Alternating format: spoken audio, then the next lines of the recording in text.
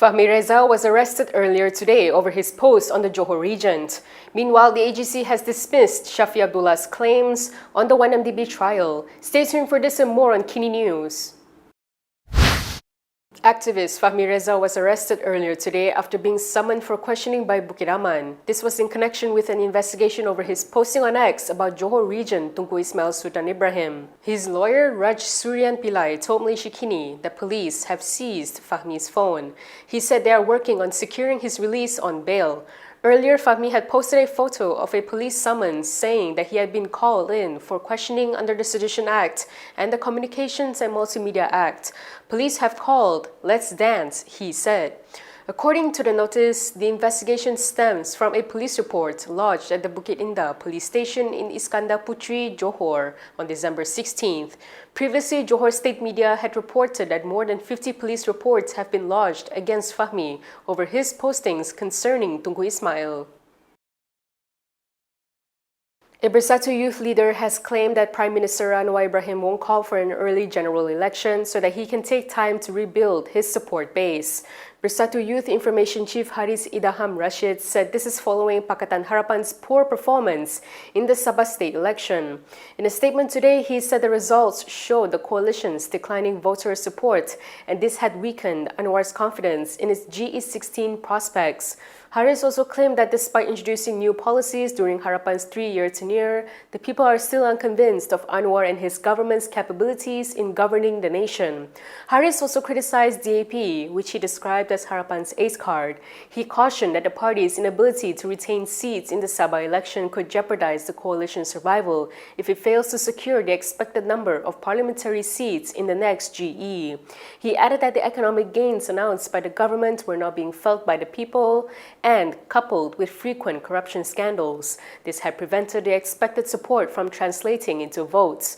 Anwar had reportedly said on Wednesday that GE16 will not be called anytime soon and that it is still a long way off. He added that he is focused on implementing reforms, among other priorities.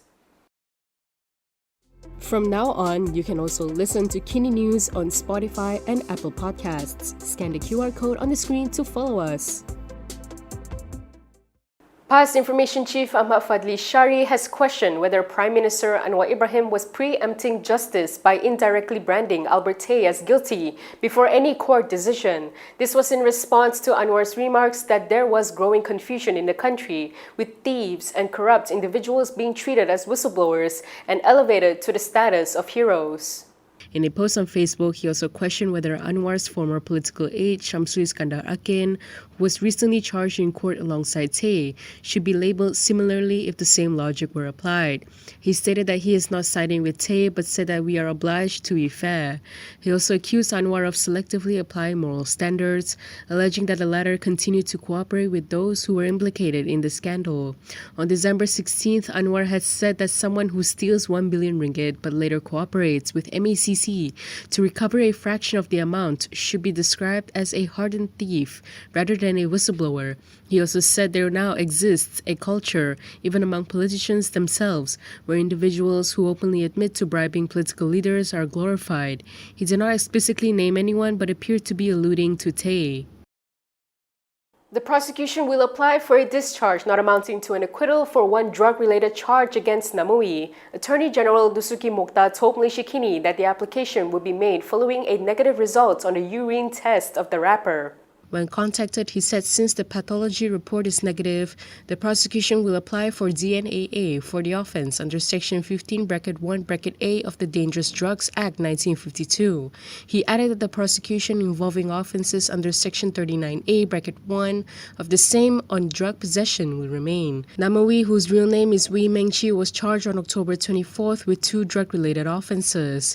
He had pleaded not guilty to the charges. He was arrested on October 22nd after he was found with 9 pills suspected to be ecstasy in a Kuala Lumpur hotel room where a Taiwanese influencer had died.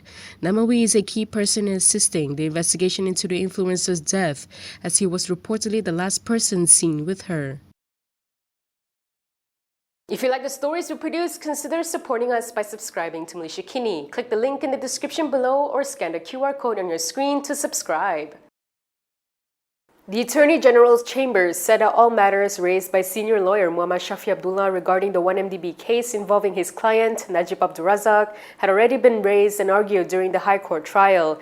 In a statement, the AGC stressed that it remains committed to conducting prosecutions independently, fairly, and with integrity.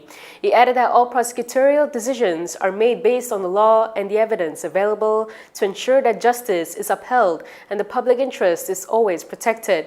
The statement followed Shafi's press conference yesterday, during which he raised several issues concerning the case. Among them was his claim that Najib did not receive a fair trial. Shafi cited an earlier AGC statement indicating that new information had been uncovered following the repatriation of Roger Ng 2 years ago. He claimed that Ng, who previously testified as Najib's 25th defense witness, had declined to answer several material questions on the grounds that he was bound by a protective order issued by a United States court. This was despite the High Court's position that Malaysian courts are not bound by U.S. court orders. Shafi further claimed that evidence falling under the protective order could have cleared the former Prime Minister.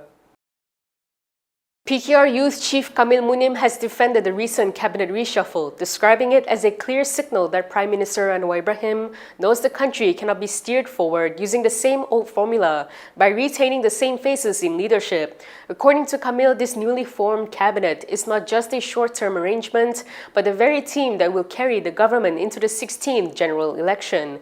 He stressed that Anwar's selections reflect a willingness to open doors for younger politicians who are not only capable but also well-educated. According to him, it is not symbolic but a long-term investment to create a new leadership team and an attempt to mold new leaders who will take the responsibility to lead the nation in the decades to come. The new cabinet lineup, however, has not escaped criticism from the opposition. Past Information Chief Ahmad Fadli Shari claimed the reshuffle marked the death of Reformasi, pointing to Anwar's decision to retain the finance portfolio. Meanwhile, past Secretary General Taqiyuddin Hassan also took issue with Anwar's decision to allow the Federal Territories Minister and Deputy positions to be helmed by those from the Chinese community, referring to Hannah Yaw and Law Su Foy. Kamil dismissed these attacks, saying the opposition had nothing better to say apart from playing up racial sentiments to create unease among the Malays. However, he acknowledged that the new appointments may come with their own challenges. And that is all from me today. For more stories, you can go to Kinitv.com. You can also follow us on Instagram, X, YouTube, and Facebook for the latest news updates. I'm Camelia. Thanks for watching.